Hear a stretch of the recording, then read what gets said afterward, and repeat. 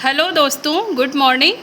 आज है 16 जून। हम लेकर आए हैं द हिंदू न्यूज़पेपर का कुछ मुख्य टॉपिक जिस पे हम लोग चर्चा करेंगे।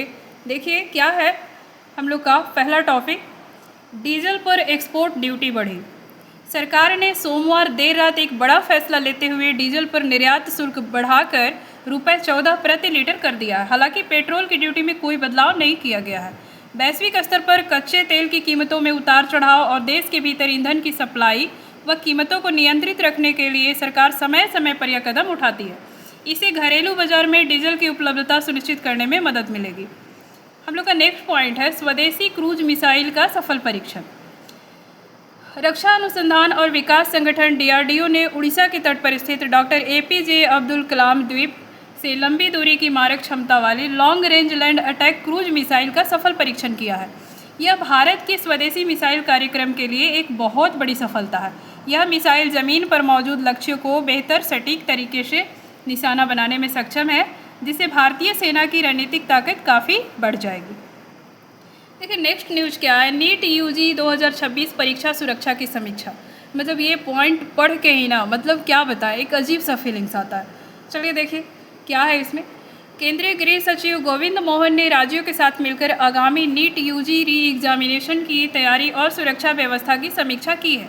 हाल के समय में परीक्षाओं की शुचिता को लेकर खड़े हुए विवादों के बाद सरकार इस बार छात्रों की सुविधा और परीक्षा की सुरक्षा को लेकर बेहद सख्त रुख अपना रही है ताकि कोई गड़बड़ी न हो। देखिए नेक्स्ट पॉइंट क्या है, निर्यात में वृद्धि। लेकिन इसके बावजूद हमारा व्यापार घाटा पिछले मई के 6 से 8 बिलियन डॉलर से बढ़कर 10.5 बिलियन डॉलर तक पहुंचा। भारत की आयात में और तीव्र वृद्धि। वाणिज्य मंत्रालय ने एक आंकड़ा जारी किए, इनके अनुसार सिंगापुर, चीन, UK में निर्यात में वृद्धि देखी गई है। हालांकि ये न्यूज़ जो है पॉजिटिव है, क्योंकि देखिए हम डिमांड किसी चीज़ का तभी करते हैं जब हमारे यहाँ पैसा होता है। नेक्स्ट पॉइंट है भारत स्लोवाकिया संबंध। 1993 में इस देश के बनने के बाद पहली बार कोई प्रधानमंत्री नरेंद्र मोदी स्लोवाकिया पहुंचे और अपने द्विपक्षीय संबंधों को विस्तार प्रदान किया। दोनों देशों ने ऑटोमोबाइल, रेलवे, विनिर्माण, हरित टेक्नोलॉजी आदि में सहयोग की बात की है। देखिए स्लोवाकिया जब से देश बना है 1993 से कोई भी प्रधानमंत्री कोई देश के जो है वहाँ नहीं गए, लेकिन प्रथम प्रधानमंत्री नरेंद्र मोदी जी जो हैं वो गए वहाँ और उनसे द्विपक्षीय बातचीत की और कुछ समझौते हुए। नेक्स्ट पॉइंट है हृदय रोग और पर्यावरण। देखिए प्रख्यात अंतर्राष्ट्रीय जनरल नेचर के अंश NPJ क्लीन एयर में छपे एक स्टडी के अनुसार उत्तर भारत में सतही ओजोन की मात्रा सुरक्षित से बहुत अधिक है, जो हृदय और फेफड़ों के लिए हानिकारक होता है। अब हम लोग कुछ एडिटोरियल पे चर्चा कर लेते हैं। देखिए क्या है, पहला संपादकीय जनसांख्यिकीय परिवर्तन समिति। द हिंदू का नज़रिया, केंद्र सरकार ने देश में हो रहे जनसांख्यिकीय बदलाव और अवैध घुसपैठ की जांच के लिए सुप्रीम कोर्ट के रिटायर्ड जज जस्टिस PV नावलेकर की अध्यक्षता में एक हाई लेवल कमेटी बनाई है। अखबार ने आलोचनात्मक रुख अपनाते हुए लिखा है कि जनसंख्या प्रबंधन को केवल अवैध घुसपैठ या सुरक्षा के चश्मे से ही नहीं देखा जाना चाहिए।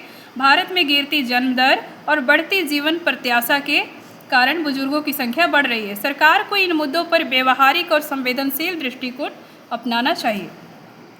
देखिए नेक्स्ट पॉइंट क्या है, प्रिवेंटिव डिटेंशन पर लगाम। ठीक है, देखिए क्या है, द हिंदू के नज़रिए से देखते हैं हम लोग। इलाहाबाद हाईकोर्ट ने चंद्रपाल सिंह मामले में फैसला सुनाते हुए प्रिवेंटिव डिटेंशन निवारक लगाई है।